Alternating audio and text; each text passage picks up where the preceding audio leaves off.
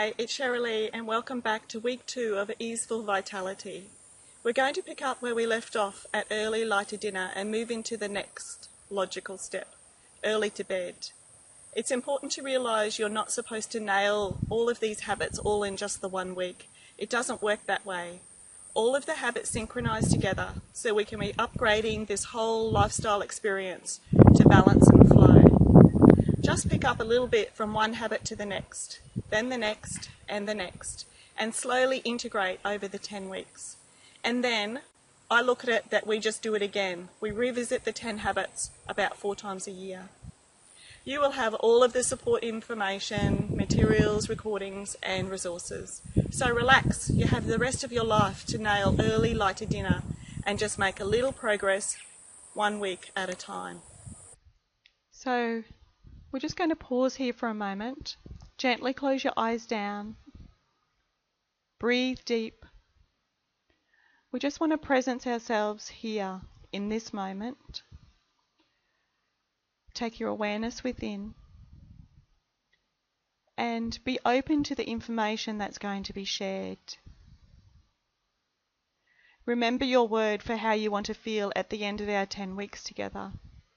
Perhaps you'd like to state it as a sankalpa or a simple affirmation.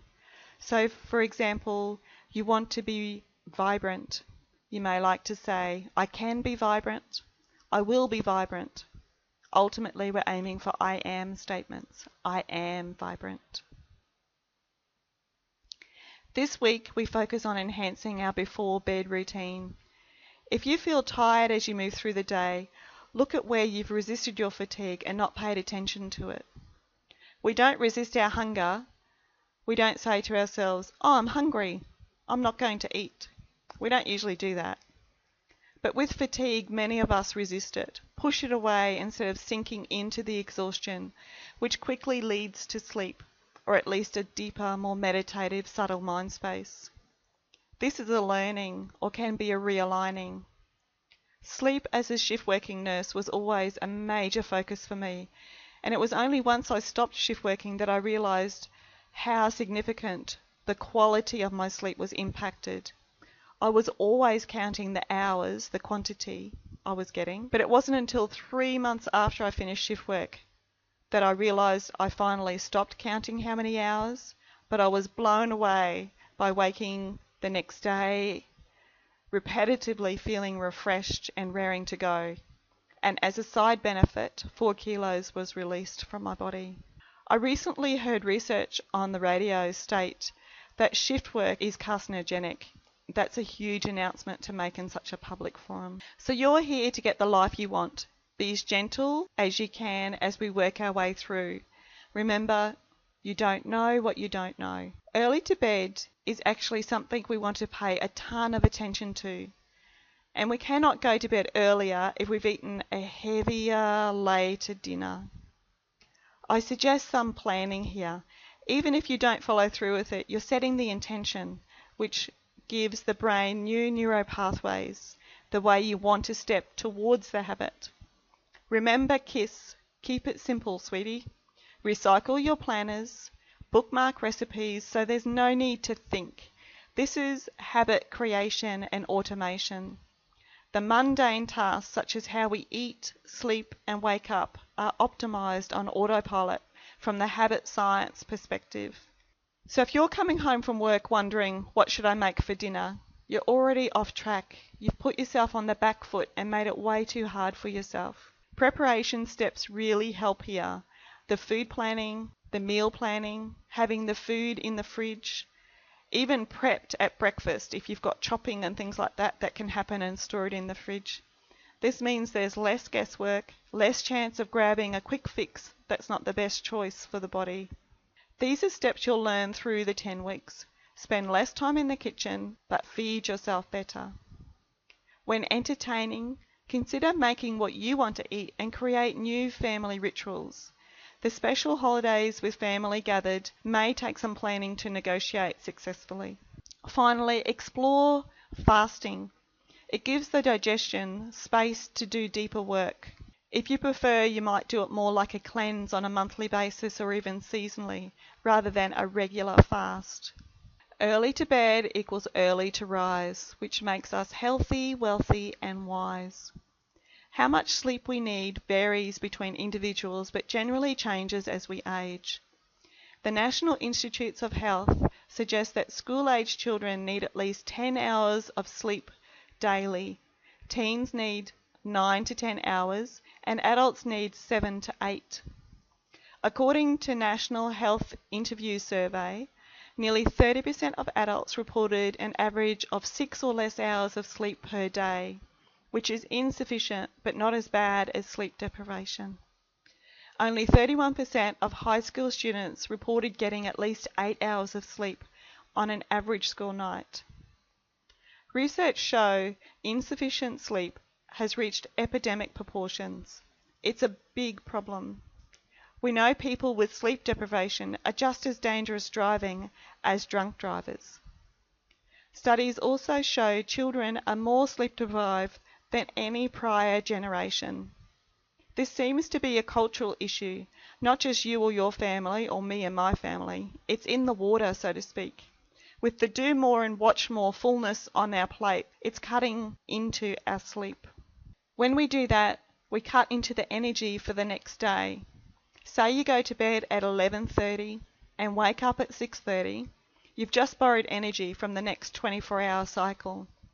So basically after that, the day you're going to live is kind of messy.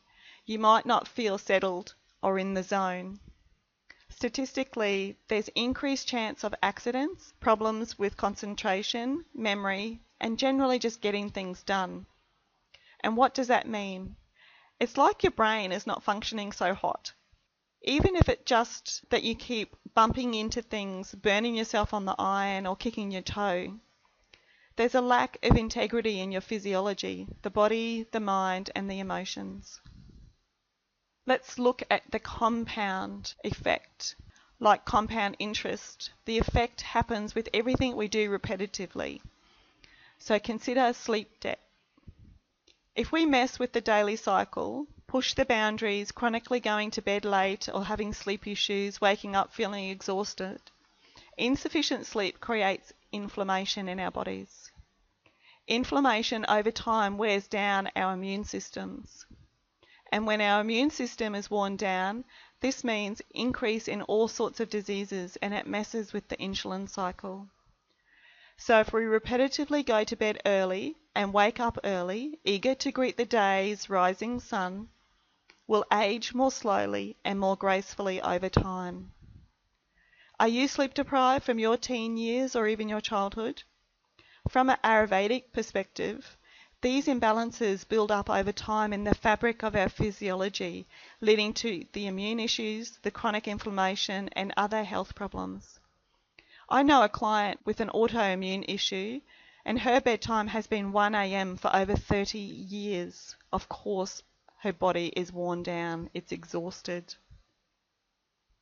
So a little reflection for you. When did these sleep problems begin? Or your health problems? How long has it been that I haven't been getting enough sleep? How much do I have to make up for? To live a more restful life, we need to pay more attention to our fatigue, wind down more consciously, and give ourselves time to rest more deeply. We need to teach kids and teens how much sleep they need to get. It's so important that we know how to honour our body's natural cycles. Now for some science.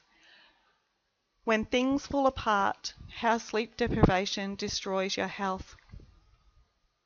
Fewer than 6 hours of sleep per day is associated with low-grade chronic inflammation, worsening insulin resistance, as well as increased risk for obesity, type 2 diabetes, and cardiovascular disease. This is highly significant in light of studies demonstrating that nearly a third of adults are getting less than 6 hours of sleep per 24-hour period. Inadequate rest impairs our ability to think, to handle stress, to maintain a healthy immune system, and to moderate our emotions. It's associated with heart disease, hypertension, weight gain, diabetes, and a wide range of psychiatric disorders, including depression and anxiety. And that information's from Chris Krezer. All of these conditions threaten our nation's health, not just here in Australia, but any Western country that has the same insane mentality for how we live our lives. So many clients with depression and anxiety can be tracked back to being out of sync with the daily rhythm. Same with the stubborn 5 kilos that won't shift. It's connected with the chronic stress state. Have you heard yourself saying, I'm not eating that much, but I'm still gaining weight? Or have you heard someone say, I just can't seem to lose that last 5 kilos. I eat well, I exercise well.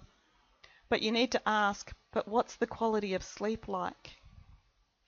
So there's a mess up with the cortisol cycle, which starts to influence the insulin cycle. And all of a sudden the body is trying to just hold on for dear life because it's in a stress response. It's exhausted. We've worn out our ability to bring ourselves down into deep sleep and up into full thrive. Get the pulsation back and watch the depression ease, the weight release, and honestly, you will feel bloody awesome. We need to bring ritual back to sleep, a sacredness, not accidental with dozing off watching the telly, not from mental exhaustion, but a conscious process to honour ourselves. These are not our friends. Sleep is better if there's no caffeine in the diet. These are used when we're not in line with our own energy as a crutch to get through the day. When we don't feel well rested, we use caffeine and sugar for energy to help bring us up. Caffeine addiction occurs within 3 days, so wean slowly. Alcohol is sugar and alcohol, and we use this to wind down. We need to find other ways to help bring ourselves down, and only drink on special occasions. I'm sure you know what it's like to your quality of sleep when you've had a few drinks. Dessert is also sugar, which requires to be metabolized, reflecting on when we eat our dessert or our sweets. Perhaps a Kaizen step would be to eat it in the middle of the day so that our body has time to metabolize that sugar and to even help burn some of the calories with our activity. Or perhaps you'd like to choose raisins or dates for some after-dinner sweetness. There's an energy integrity issue here, and we want to look at that. Deep sleep is essential for health. These are a few suggestions to allow your brainwave state to not go into stress response when you wake at night, to encourage it to stay in the delta and theta state. You can use any of these as prior to sleep practices as well. So counting, for example, you might say to yourself mentally, inhale 1, exhale 2,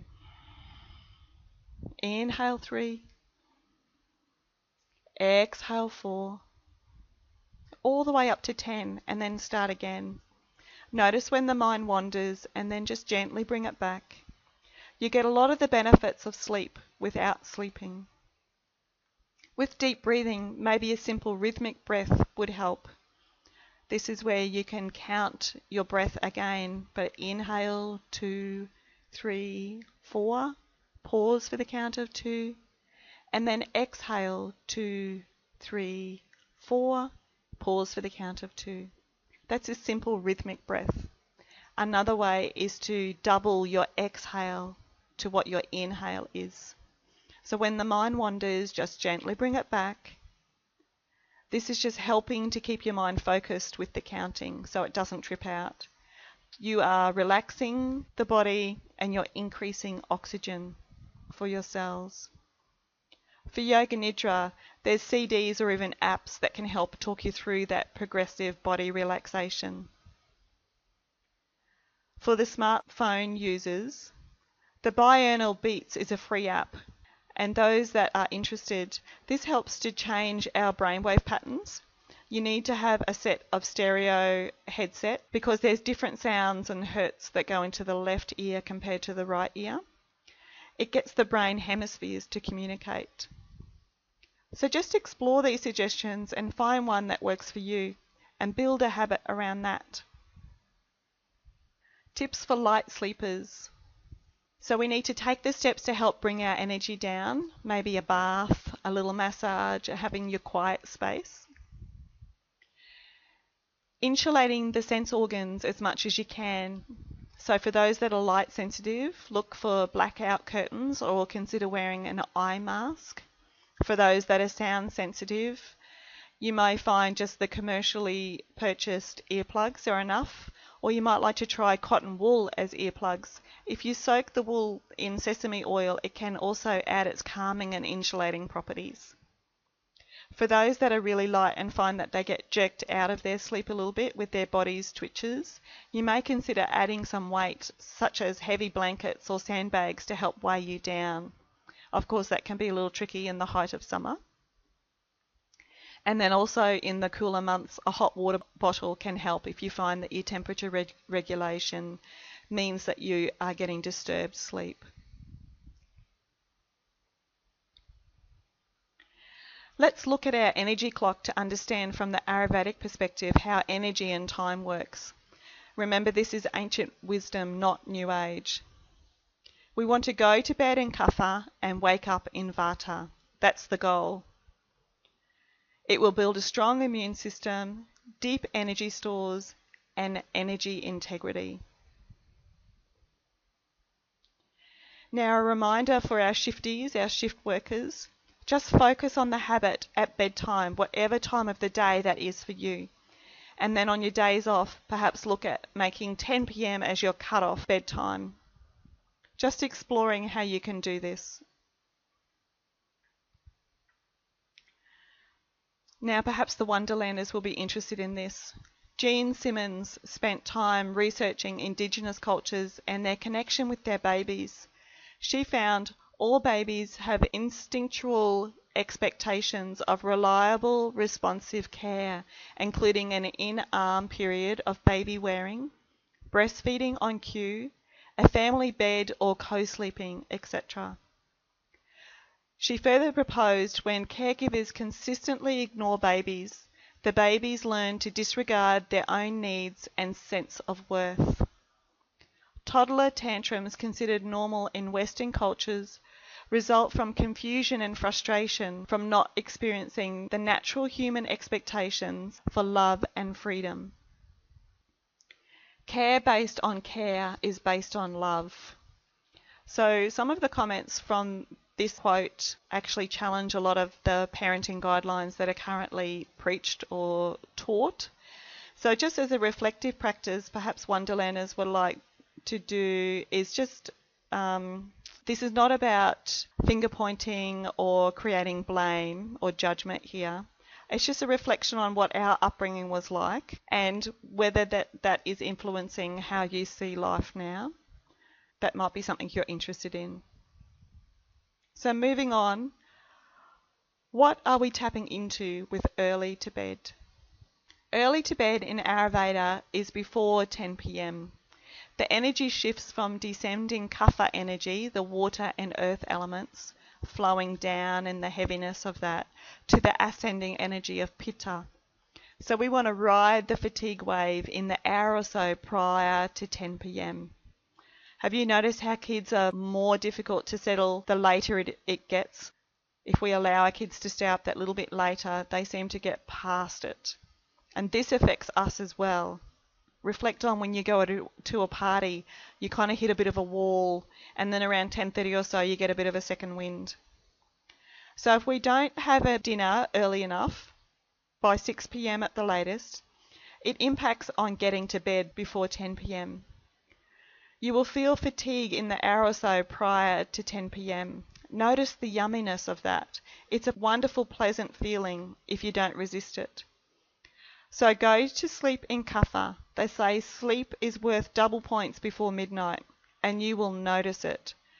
So, for example, if you go to bed at 9 and wake naturally at 6, it's woohoo, that was good sleep, loved it.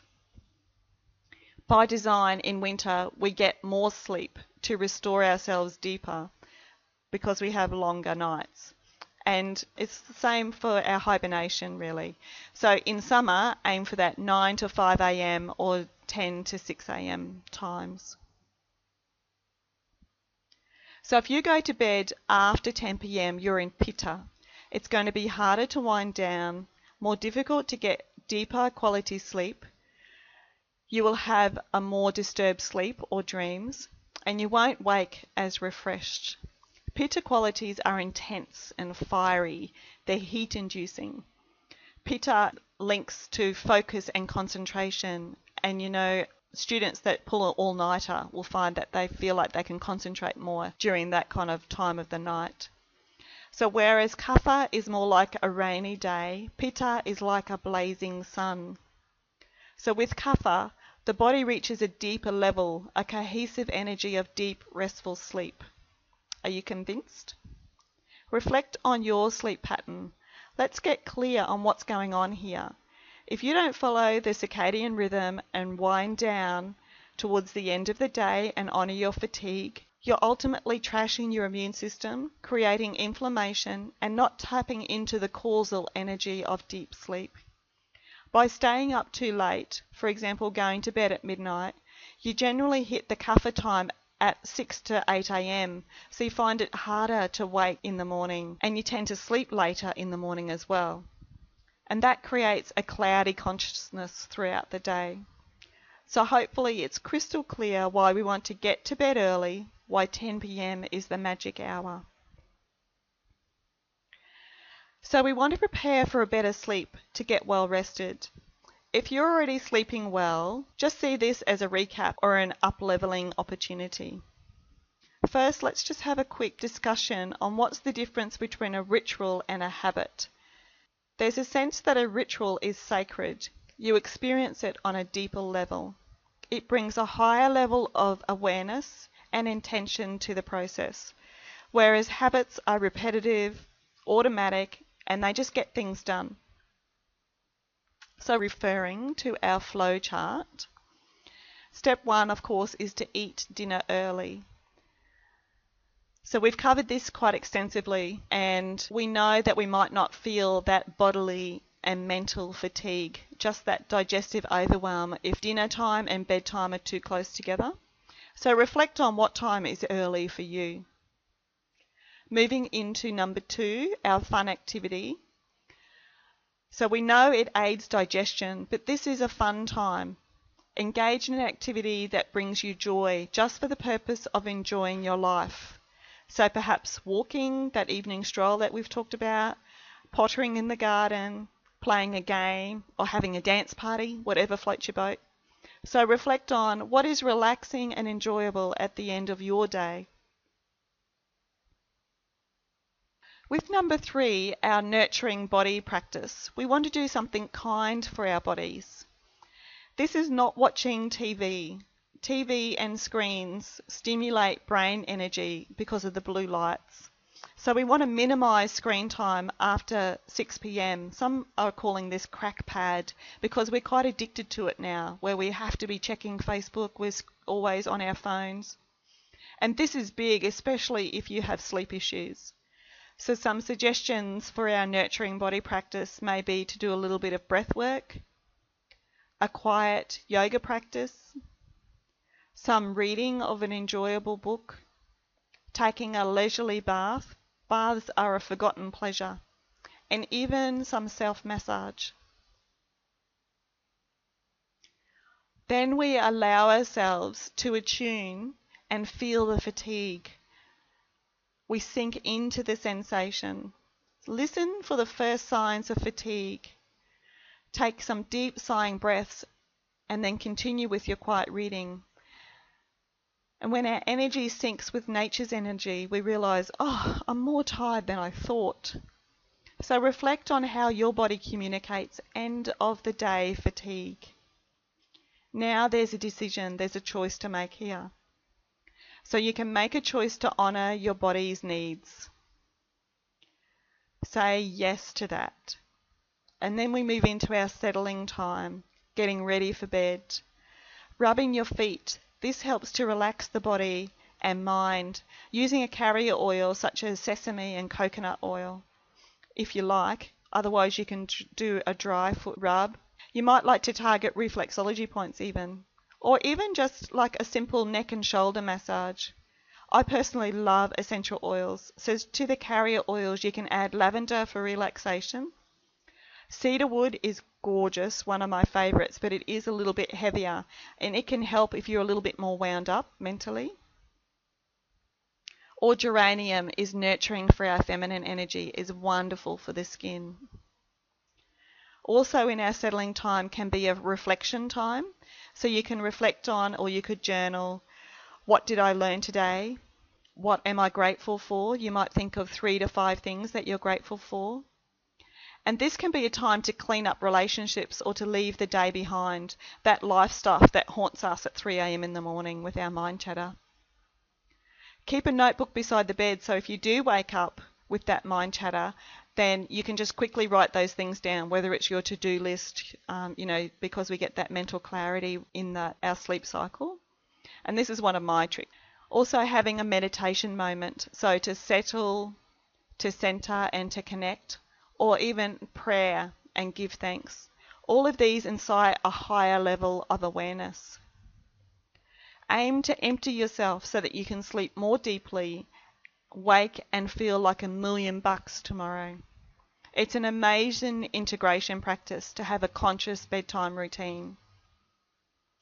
So if you make the choice not to honour your fatigue, then you borrow against tomorrow's energy for today. Reflect on what's the first thing you learned, how your body communicates being run down and wearing out. How does it communicate fatigue? Are you in override and not listening to its needs? Be responsive and respectful of the body's needs and the mind's needs, including the end of the day's need to unwind. Consciously allow space for this to happen, not just in that dream cycle. Are you going to start to listen now?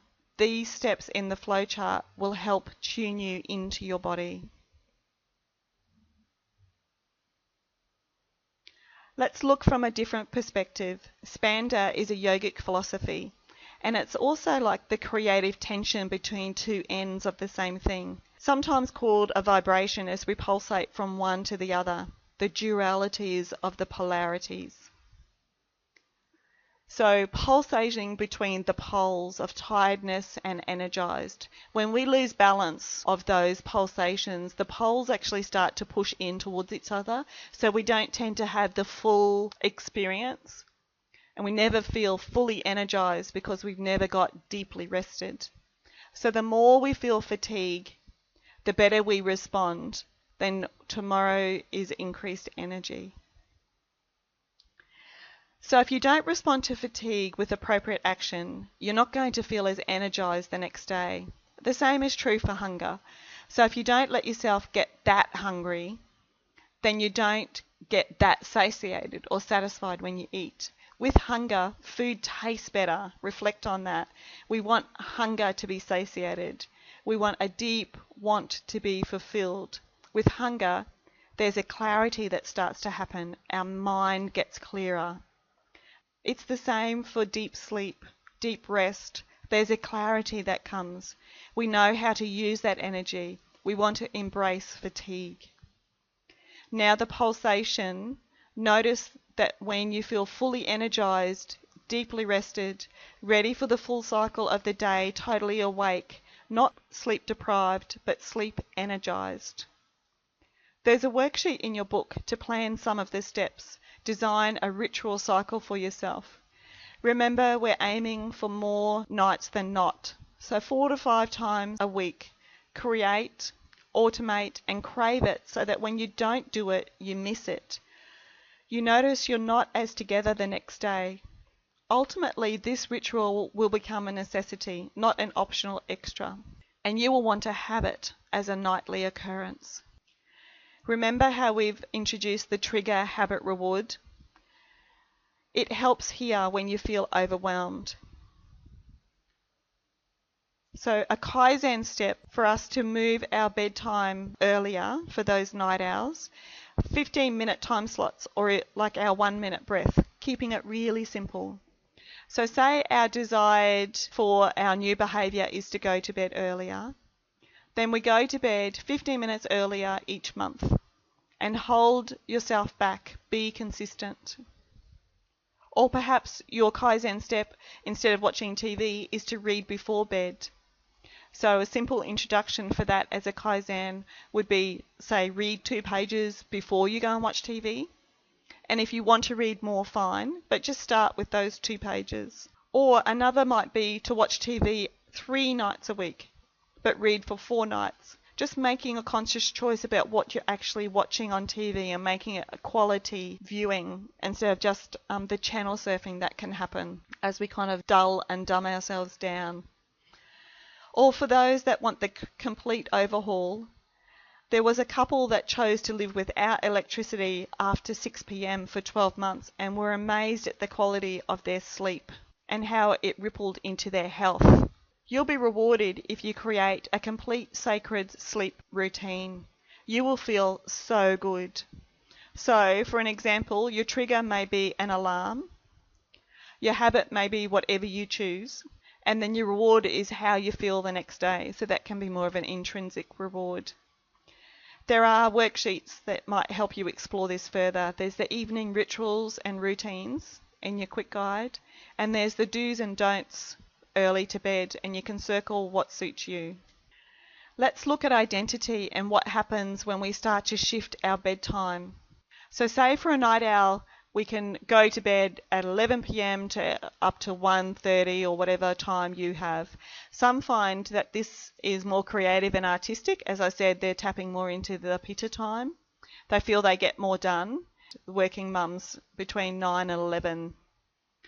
So ask your early bed friends about their routines, because night owls have more car accidents and are influenced and diagnosed with more diseases.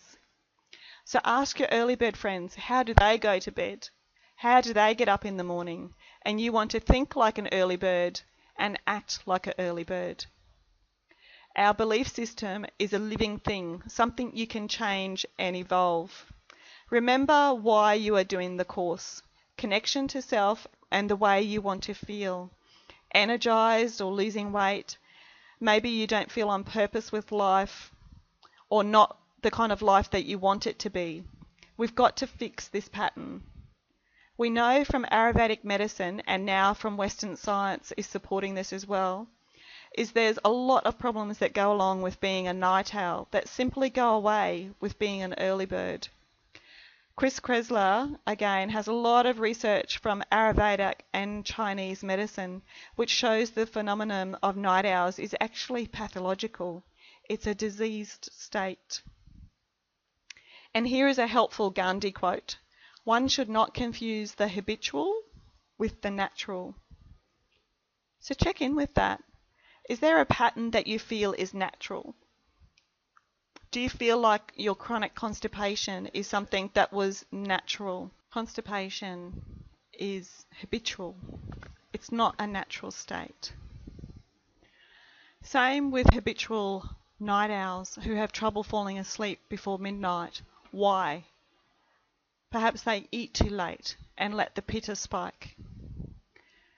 If you stop eating by 6 p.m. and close the kitchen, have nothing but water or perhaps just some mint tea, for example, you're going to get tired earlier. If you don't allow screen time after 6 p.m., just unplug. You're going to get tired earlier. You have a choice with your identity, who you want to be. If you're a night owl, were you programmed to be one? Were your parents role models? Was it cool to be a night owl at uni and you've just maintained it? Or are you a rebel and being an early bird is just too dorky? All of these are making identity choices. You can start to see a pattern and make a healthier choice. I want increased energy, deeper sleep, to lose the muffin top. Flex into your experience and allow and align with who you want to be. You'll find there's a lot of assumptions with who you were in the past, and these will start to feel outdated. So it's great to tell people, ask for their support and help to change. Ask them, if it's 10 o'clock and I'm still up, please remind me it's bedtime, or even ahead of time a little. You are malleable. Choose who you want to become. What habits does that person have? And experiment. Do you need a Kaizen step for this? Are you a 1 a.m. bedtimer? Consider moving your bedtime back 15 minutes each week. In a month, you're going to be in bed an hour earlier. In 2 months, you're going to be in bed 2 hours earlier. And in 3 months, it's going to be 3 hours earlier. Now that's 10 p.m. So if you feel well rested, that's the marker. That's our measuring post here at 10 p.m. Then you can leave it there. If not, move again to 9:45, etc., until you hit the measuring stick of well rested. Have you been burning the candle at both ends until now, where the routine is no routine? This can fry the adrenal system, and as a part of the recovery process, you might find bedtime is required at 8:30 for a year or two even, until you find that you can stretch it a little bit later. This was me. This was me as a shift worker, post-shift worker. 8:30 was my bedtime for a long time. It can take a bit of work to get back to total health. So we need to look at motivation so you can understand it better. So we've got low motivation and high motivation, and this is from BJ Fogg as well. You've heard his name before. So when motivation is high, do the hard things. So here are 3 hard things to do when motivation is high. Do hard things that structure future behaviour. You want to make it hard not to do the new behaviour. Set a new default that is challenging not to follow. For example, the whole you want to lose weight, so you get the shoes, you get a trainer, you schedule the trainer every day for a week and you prepay it. Number 2, do hard things that reduce barriers to future behaviour. For example, you buy your fruit and veggies, bring them home and wash them, cut them and put them in the fridge, right in the front. And then number 3, do the hard things that increase capability, such as learning a new recipe. It's hard to do the first time, and then after that it gets easier. So these are the 3 things that you can do when your motivation is high, when you're excited about something. When high, your actions, steps set things up, so you architect the outer environment, such as the getting of the plates or getting your shoes or getting the massage oil ready for the foot rub.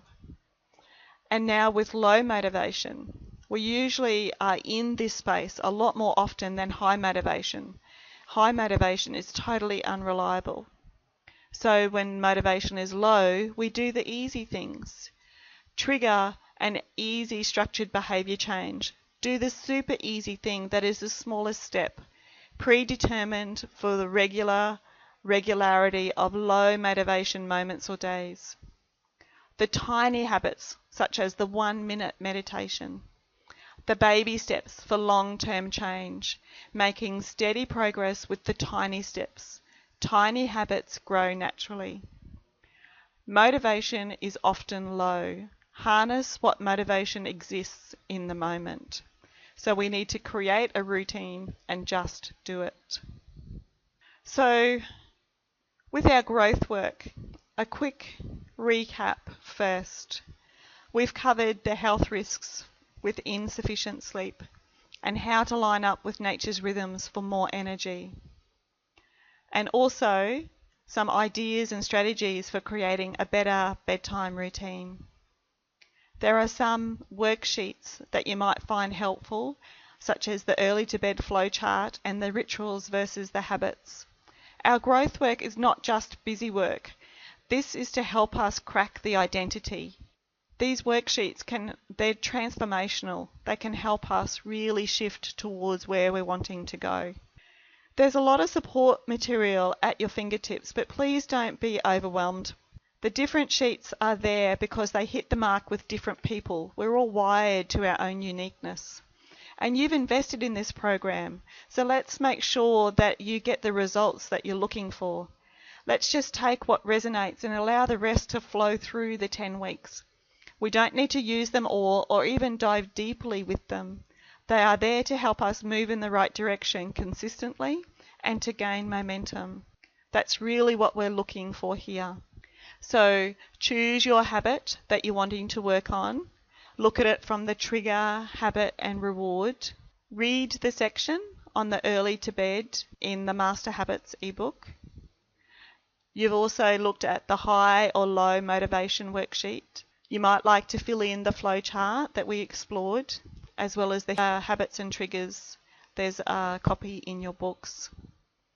I will be adding some practice links to our members only resources. There's some meditations, and I plan to share a happy feet stretch and massage, so I'll let you know when that's been and the link is available. So the habits will sync together. Notice how they're starting to be building blocks on top of each other. Recognize the cycles and the patterns. We're shifting our identity, and we want to step into a deeper caretaker of our body, our mind, and our spirit. So let's let our body wisdom lead. Enjoy this week.